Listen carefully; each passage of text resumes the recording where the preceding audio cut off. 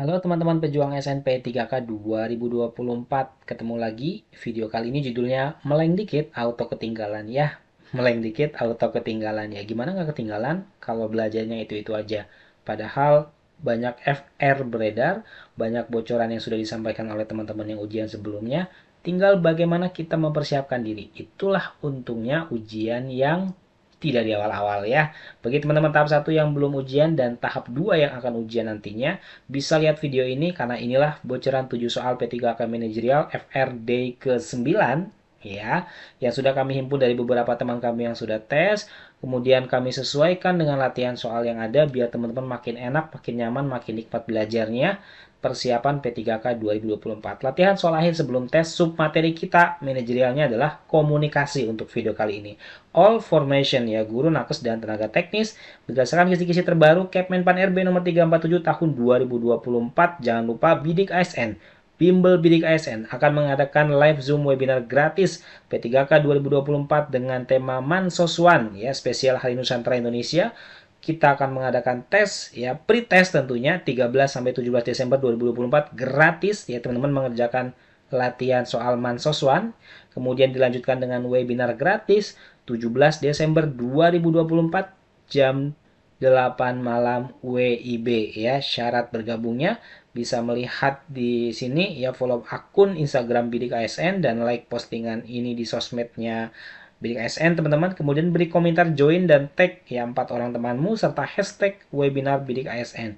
Kerjakan pretestnya ya sesuai tanggal dan melalui website bimbel.bidikasn.com, isi formulir berikut untuk dapatkan link Zoom-nya ya. Jadi untuk daftarnya webinar gratis ini melalui bit.ly garis miring webinar underscore Bidik ASN ya. Bersama siapa? Bersama Bang Didik tentunya, ASN P3K Pemprov DKI Jakarta ya, yang sudah berpengalaman mengikuti tes dan membimbing teman-teman untuk bisa lolos P3K ya. Informasi lebih lanjut teman-teman dapat mengakses www.bidiksn.com dan berbagai media sosial Bidik ASN di @bidik_asn, Instagram, Facebook, X, TikTok, dan YouTube. Ya, lanjut saja nomor pertama, langsung. Tim Anda terdiri dari anggota dengan latar belakang pendidikan dan pengalaman yang beragam. Dalam sebuah rapat proyek terjadi perbedaan pendapat antara anggota tim senior dan anggota yang baru bergabung. Anggota senior merasa pendekatan tradisional lebih efektif, sedangkan anggota baru mengusulkan metode inovatif berbasis teknologi. Bagaimana Anda sebagai ketua tim akan memfasilitasi diskusi agar menghasilkan keputusan yang menguntungkan semua pihak? A. Memberikan kesempatan kepada kedua pihak untuk menjelaskan sudut pandang mereka, lalu mengarahkan tim untuk menggabungkan elemen terbaik dari kedua pendekatan. B. Memutuskan untuk mengikuti saran dari anggota senior karena pengalamannya lebih relevan dengan berbagai permasalahan yang terjadi dan dapat diandalkan dalam berbagai situasi dan keadaan. C. Memilih metode inovatif dari anggota baru karena dapat membawa perubahan dan efisiensi. D. Menunda diskusi dan meminta anggota tim untuk melakukan penelitian tambahan sebelum melanjutkan pembahasan.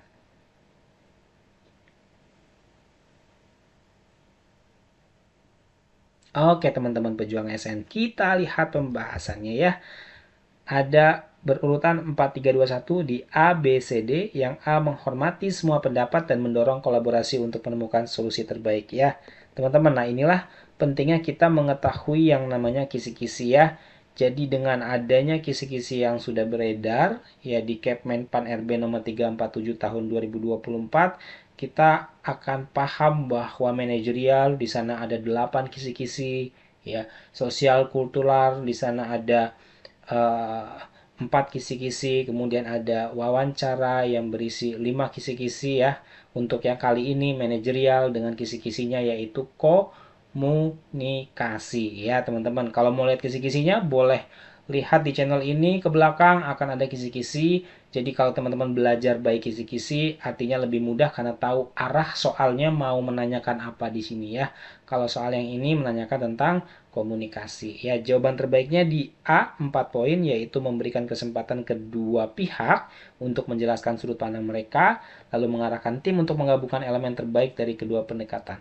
Ini permasalahannya simple ya, ada senior, ada junior ya. Senior itu pendekatannya tradisional, klasik ya teman-teman ya. Karena merasa tradisional itu lebih efektif biasanya, sedangkan yang anggota baru cenderung pendekatannya inovatif berbasis teknologi, yaitu udah umum lah di berbagai lembaga seperti itu ya. Kemudian bagaimana sebagai ketua tim nih kita di sini ya menghadapi situasi yang seperti ini ya, ada senior dan junior. Senior pendekatannya cara lama ya, junior pendekatannya cara baru berbasis teknologi ya, karena umumnya mungkin generasi yang lebih muda, lebih baru, dia lebih melek terhadap teknologi ya. Meskipun tidak menutup kemungkinan banyak juga generasi yang tua tetap eksis, tetap bisa mengikuti teknologi gitu ya teman-teman ya, tanpa mendiskreditkan salah satunya. Nah, di sini jawaban terbaik yang A ya. Kasih kesempatan kedua pihak menjelaskan sudut pandang mereka dengan sudut pandangnya masing-masing dan arahkan untuk menggabungkan elemen terbaik ya. Unsur terbaik dari tradisional apa? Unsur terbaik dari cara basis inovatif teknologi itu apa? Kemudian gunakan keduanya ya, kalau memang masing-masing memiliki positifnya, gunakan elemen-elemen tersebut untuk pendekatan penyelesaian permasalahan ya yang terjadi di instansi kita, di tim kita gitu sih. Baru kemudian B, memutuskan mengikuti saran dari anggota senior karena pengalamannya lebih relevan ya. Ini kita pakai versi seniornya ini yang tradisional ya, cara tradisional. C, memilih metode inovatif anggota baru karena dapat membawa perubahan dan efisiensi, itu ternyata masih lebih rendah daripada B ya gitu. Karena yang B ini ada pengalaman dari senior yang lebih relevan dengan berbagai permasalahan terjadi gitu ya, dan dapat diandalkan, artinya lebih menjamin keberhasilan dari tim ini. D, menunda diskusi, ini poin yang paling buruk tentunya ya. Lanjut nomor 2, dalam sebuah proyek bersama, beberapa anggota tim kesulitan memahami istilah teknis yang digunakan oleh anggota dari divisi lain karena perbedaan kompetensi dan latar belakang. Hal ini menimbulkan kebingungan yang menghambat komunikasi efektif.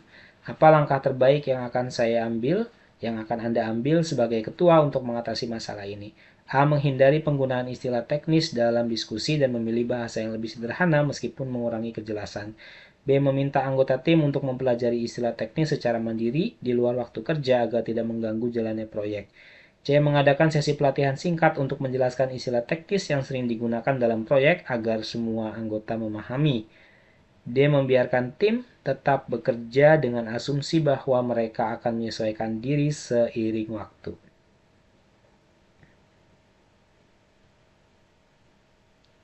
Ya, teman-teman, kita lihat jawaban terbaik pembahasannya CBAD berurutan ya. CBAD, C-nya adalah solusi proaktif yang meningkatkan pemahaman bersama dalam tim ya. Kita lihat ada sebuah proyek bersama, anggota tim kesulitan memahami istilah teknis yang digunakan oleh anggota divisi lain. Perbedaan kompetensi dan latar belakang ini penyebabnya ya. Menimbulkan kebingungan yang menghambat komunikasi efektif. Maka sesi pelatihan ini penting yang C, teman-teman. Mengadakan sesi pelatihan singkat untuk menjelaskan istilah teknis yang sering digunakan dalam proyek agar semua orang memahami ya. Ini pelatihan ini jangka panjangnya bagus ya. Kemudian B, meminta anggota tim untuk mempelajari istilah teknis secara mandiri di luar waktu kerja agar tidak mengganggu jalannya proyek ya. Ini bisa dilakukan, tetapi yang efektif, yang lebih efektif adalah pelatihan itu disediakan oleh lembaga ya, oleh ketua tim kalau memang memungkinkan. Biar apa? Biar ketua tim ini menyeragamkan kebutuhan yang ada ya. Ketika kebutuhannya tentang istilah teknis tertentu, maka ketua tim harus paling tahu menyediakan pelatihan sesuai dengan kebutuhan di lapangan ya, di divisi dan di tim kerjanya. Itu teman-teman. Lanjut nomor 3, dalam evaluasi mingguan, Anda mendapati bahwa beberapa anggota tim merasa pendapat mereka sering diabaikan dalam diskusi tim, terutama oleh anggota dengan kompetensi lebih tinggi. Hal ini mulai memengaruhi semangat kerja mereka. Bagaimana Anda sebagai ketua tim akan mengatasi situasi ini? A, menentukan bahwa hanya anggota dengan kompetensi relevan yang boleh memberikan pendapat dalam diskusi tertentu. B, meminta anggota yang kompetensinya lebih tinggi untuk mengurangi intensitas keterlibatannya dalam diskusi tim. C, mendorong semua anggota untuk menyampaikan pendapatnya dalam diskusi dan memastikan tidak ada yang mendominasi percakapan. D, mengabaikan keluhan tersebut karena anggota tim harus belajar bekerja dalam situasi yang kompetitif.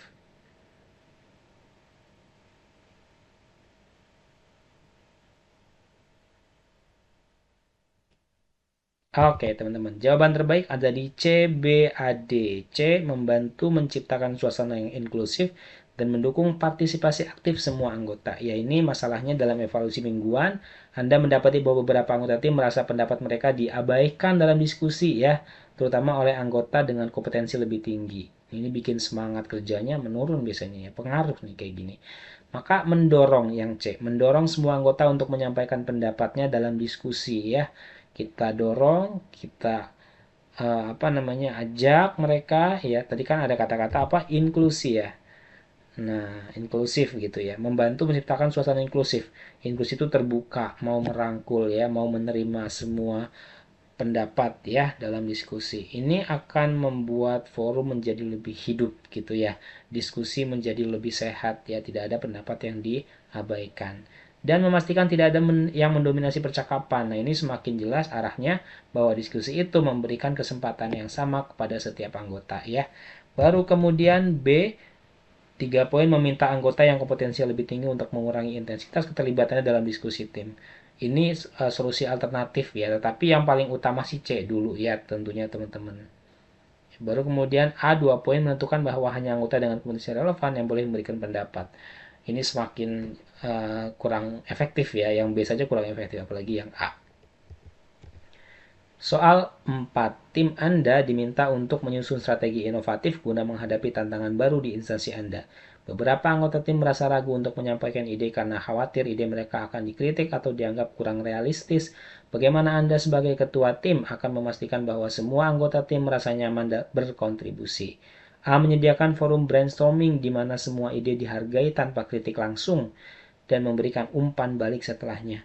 B. Meminta anggota tim untuk menyampaikan ide-idenya melalui email agar mengurangi tekanan dari diskusi langsung.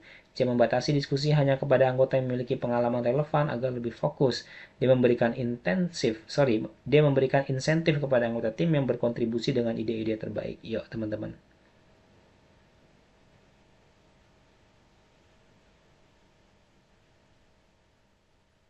Oke, kita lihat jawaban terbaiknya. Berurutan ada di A, B, C, D. A. Menciptakan lingkungan yang aman untuk berkontribusi tanpa rasa takut ya. A. Menyediakan forum brainstorming. Brainstorming itu apa? Brainstorming adalah metode di mana ketika suatu tim mendapati masalah, maka diharapkan solusi itu lahir dari orang-orang di dalam tim itu. Ya, misalnya tim pelayanan ya, tim pelayanan sebuah instansi, sebuah pelayanan publik. Ketika ada masalah di tim itu, maka solusinya diharapkan lahir dari mereka-mereka yang ada di lapangan, mereka-mereka yang fokusnya melayani. Jadi nanti lebih sesuai solusinya dengan akar permasalahannya. Nah, ini namanya brainstorming ya, mengeluarkan solusi dari permasalahan di mana solusi itu lahir dari orang-orang yang ada di dalam tim itu gitu. Jadi bukan solusi dari atasan, bukan solusi dari luar, dari mentoring, dari apapun, tapi dari orang-orang yang ada di dalam itu ya. Forum menyediakan forum brainstorming di mana semua ide dihargai tanpa kritik langsung dan memberikan umpan balik setelahnya. Gitu ya. Ini kan masalahnya apa? Tim Anda diminta menyusun strategi yang inovatif, tantangannya baru. Tapi anggota tim ragu menyampaikan ide karena khawatir akan dikritik. Ya ini orang Indonesia banget nih biasanya, mohon maaf ya. Ketika menyampaikan ide, dia cari aman, nggak mau nyampein apa-apa gitu. Karena takut idenya dikritik atau dianggap kurang realistis ya. Karena orang Indonesia itu rata-rata takut banget dikritik gitu ya. Maka yang ideal adalah sesi brainstorming. Jadi setiap ide itu kalau bisa lahir dari anggota tim, jangan dari luar gitu. Jadi internal nih gitu. Ini bagus bagi kesehatan tim kerja. Ya, baru kemudian B meminta anggota tim untuk menyampaikan idenya melalui email. Ini kayaknya sembunyi-sembunyi banget ya. Ketakutannya ekstrim ya sampai harus lewat email. Padahal ya kita harus menerima kritik lah ketika itu membangun ya nggak masalah juga ya. Yang penting kritiknya diusahakan yang konstruktif atau membangun. Nomor 5, Anda memimpin tim yang terdiri dari individu dengan kompetensi teknis yang tinggi, namun mereka berasal dari latar belakang budaya yang berbeda. Selama diskusi, terjadi kesalahpahaman karena perbedaan gaya komunikasi. Beberapa anggota tim merasa komunikasi langsung dianggap terlalu agresif, sementara yang lain merasa gaya komunikasi tidak langsung terlalu lambat. Apa langkah terbaik yang dapat Anda lakukan untuk menciptakan komunikasi yang efektif di dalam tim? Anda adalah di dalam tim ya, di mana Anda adalah ketuanya. A. Mengadakan bimbingan budaya untuk meningkatkan pemahaman tentang gaya komunikasi yang berbeda di antara anggota tim. B. Meminta semua anggota tim untuk menggunakan gaya komunikasi langsung karena dianggap lebih efisien. C. Menunjukkan mediator yang bertanggung jawab untuk memastikan komunikasi berjalan tanpa konflik. D. Membiarkan anggota tim menyesuaikan diri dengan gaya komunikasi masing-masing tanpa intervensi. Silakan teman-teman.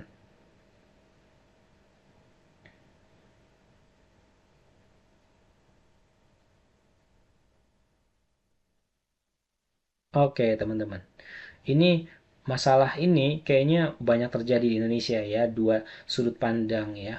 Orang yang gaya komunikasinya langsung, kadang-kadang omongannya nyakitin teman-teman ya. Padahal itu realistis, realitas sesuai kenyataan. Tetapi budaya timur nih, budaya kita biasanya umumnya menggunakan bahasa yang nggak langsung tuh. Kadang-kadang bahasa konotasi, bahasa yang di apa ya, dihaluskan gitu ya, karena nggak mau terkesan bahasanya terlalu agresif, pilihan katanya terlalu agresif. Nah ini gaya komunikasi orang timur biasa seperti itu, jadi nggak langsung tapi terlalu lambat karena kita harus peka tuh apa yang dimaksud ya, apa yang ingin disampaikan, kita harus mencerna tuh apa sih maksudnya gitu. Itu kan orang Indonesia banget tuh. Nah ini ada dua metode ya, ada yang langsung tetapi dampaknya dianggap terlalu agresif, ini bagi kita budaya timur ya, atau nggak langsung tapi ya susah dicerna ya, agak lambat, orang nggak langsung nangkep gitu, nggak semua orang bisa nangkep, nggak langsung to the point gitu ya. Nah di dalam tim ini kita sebagai ketuanya, langkah terbaiknya apa? Kita lihat jawaban terbaiknya ya, masih sama A, B, C, D. A, pendekatan proaktif yang mendorong pemahaman dan kerjasama antar budaya. B, solusi sementara tapi tidak menyelesaikan akar masalah. Sorry, C ya, C tidak menyelesaikan masalah nih. Nah, A dulu baru C. A 4 poin, bimbingan budaya untuk meningkatkan pemahaman tentang gaya komunikasi yang berbeda di antara anggota tim ya. Jadi ini perlu penerimaan yang baik di antara anggota tim ya. Ada saatnya kita berbicara dengan gaya langsung, ada saatnya kita berbicara dengan gaya tidak langsung ya, gaya komunikasi maksudnya. Artinya disesuaikan dengan kebutuhan. Kalau emang mendesak untuk hal-hal yang harus segera diselesaikan ya gunakan bahasa langsung biar orang langsung paham, biar orang bisa langsung eksekusi ya.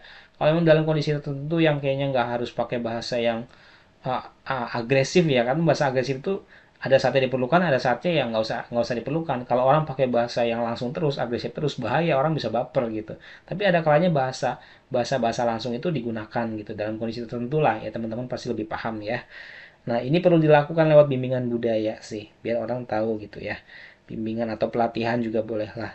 Baru kemudian C, menunjuk mediator yang bertanggung jawab untuk memastikan komunikasi berjalan tanpa konflik. Mediator ya, untuk gaya komunikasi aja butuh mediator, kayaknya gimana ya. Ya ini harus lahir dari pemahaman semua anggota tim sih, bahwa dalam penyampaian komunikasi itu tentu orang memiliki latar belakang dan caranya masing-masing, tetapi keduanya dibutuhkan pada kondisi-kondisi tertentu ya. Lanjut, nomor 6, dalam tim Anda ada perbedaan signifikan dalam cara kerja dan kecepatan menyelesaikan tugas. Beberapa anggota menyelesaikan pekerjaan dengan cepat, tetapi kurang memperhatikan detail. Sedangkan yang lain sangat teliti namun membutuhkan waktu lebih lama. Hal ini menyebabkan konflik kecil dalam beberapa kesempatan.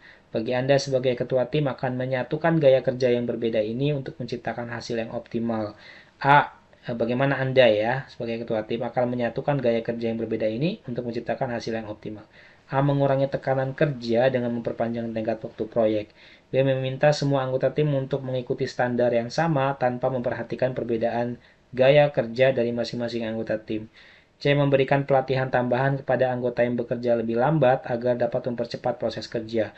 Dia menyesuaikan pembagian tugas sesuai kebutuhan masing-masing sehingga mereka dapat fokus pada aspek yang paling sesuai dengan kemampuannya.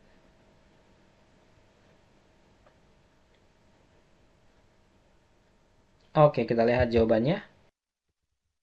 Jawaban untuk soal nomor 6 adalah berurutan D, B, C, A. D. Menyesuaikan pembagian tugas sesuai dengan kekuatan masing-masing sehingga mereka dapat fokus pada aspek yang paling sesuai dengan kemampuan ya. Memang jawabannya ini nggak ada yang paling pas di antara pertanyaan ya. Di antara pertanyaan yang disajikan itu jawabannya kayak kurang pas semua sebenarnya ya. Idealnya kan kalau sebagai atasan pengennya karyawan kerjanya cepat, dikerjakan dengan detail, hasilnya bagus gitu ya, cepat dan bagus gitu. Tapi faktanya di dalam soal ini ada yang cepat tapi kurang teliti, kurang detail, kurang teliti, ada yang teliti tapi lama. Nah ini kan dua hal yang sebenarnya nggak ideal dua-duanya ya. Maka kalau ada jawaban meminta karyawan untuk bekerja lebih cepat dan detail, itu jawaban paling pas. Tapi karena nggak ada, maka kita pilih opsi yang cukup bagus di antara yang lain ya, meskipun yang lain ya sudah pasti di bawah yang D ini. Maka D ini paling bagus lah, menyesuaikan pembagian tugas sesuai dengan kekuatan masing-masing, sehingga mereka dapat fokus pada aspek yang paling sesuai dengan kemampuan ya. Ini antisipasi tadi, antisipasi dari dua permasalahan tadi ya. Jangan sampai ada yang cepat tapi kurang teliti, atau teliti tapi lama gitu ya. Maka antisipasinya yang D ini. Baru kemudian yang B, meminta anggota tim mengikuti standar yang sama tanpa memperhatikan perbedaan gaya kerja dan masing-masing anggota tim. Nih, ada standar itu bagus teman-teman, tetapi tanpa memperhatikan gaya kerja dan masing-masing anggota tim, tanpa memperhatikan kemampuannya, ini berbahaya juga bagi kenyamanan anggota dalam bekerja. Idealnya langkah pertamanya dulu nih, yang paling dasar dulu gitu ya. Tempatkan orang yang tepat pada tempat yang tepat, kan itu ya. Sesuai dengan kekuatannya masing-masing. Jadi orang yang kemampuannya A, jangan dikasih kerjaan B. Nah, ini nanti akan menjadi beban dia karena nggak sesuai dengan kemampuannya. Ada aja nanti masalahnya. Apakah kerjanya buru-buru karena dia nggak menikmati ya, atau dia lambat karena dia nggak kompeten, nggak mampu gitu. Nah, ini kan jadi masalah pada akhirnya. Maka tempatkan orang yang tepat di tempat yang tepat. Nomor 7, Anda memimpin tim lintas departemen untuk proyek strategis penting. Ya, oke, ini soal yang ini. Nah, teman-teman jawab di kolom komentar sepertinya ya. Boleh diperhatikan lagi. Anda memimpin tim lintas departemen untuk proyek strategis penting. Beberapa anggota tim memiliki pengalaman mendalam di bidang teknis, sementara yang lain memiliki keahlian manajerial. Ketika menyusun strategi, beberapa anggota merasa ide mereka tidak dipertimbangkan karena lebih banyak fokus diberikan pada aspek teknis. Hal ini menyebabkan frustasi dan menurunnya motivasi kerja. Bagaimana Anda sebagai ketua tim akan memastikan setiap anggota tim merasa didengar dan terlibat? A. Membuat sesi brainstorming terpisah untuk aspek teknis dan manajerial agar setiap kelompok dapat berkontribusi secara maksimal. B. Mengundang anggota dengan keahlian teknis untuk memprioritaskan ide karena mereka lebih relevan dengan proyek. C. Menyusun format rapat yang memberikan waktu berbicara kepada setiap anggota secara bergiliran tanpa dominasi. D. Menyerahkan pengambilan keputusan sepenuhnya kepada anggota yang memiliki keahlian teknis karena dianggap lebih kompeten. Yuk teman-teman, bantu jawab di kolom komentar ya. Kembali kita informasikan bahwa Bidik ASN akan mengadakan live Zoom webinar gratis teman-teman P3K 2024 Mansoswan spesial Hari Nusantara Indonesia. Pretestnya secara gratis akan dilaksanakan 13-17 Desember 2024. Webinarnya 17 Desember 2024 gratis teman-teman jam 8 malam WIB. Pendaftaran di bit.ly _webinar_bidik ASN bersama Bang Didik tentunya ASN P3K Pemprov DKI Jakarta.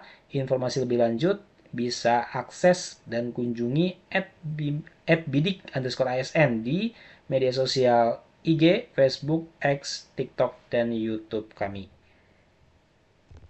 Dan jangan lupa bahwa Bimbel Bidik ASN menyediakan soal-soal yang bisa teman-teman pelajari terkait dengan teknis P3K. Ada pengadministrasian perkantoran, kami diskon 129.000 menjadi 99.000 saja.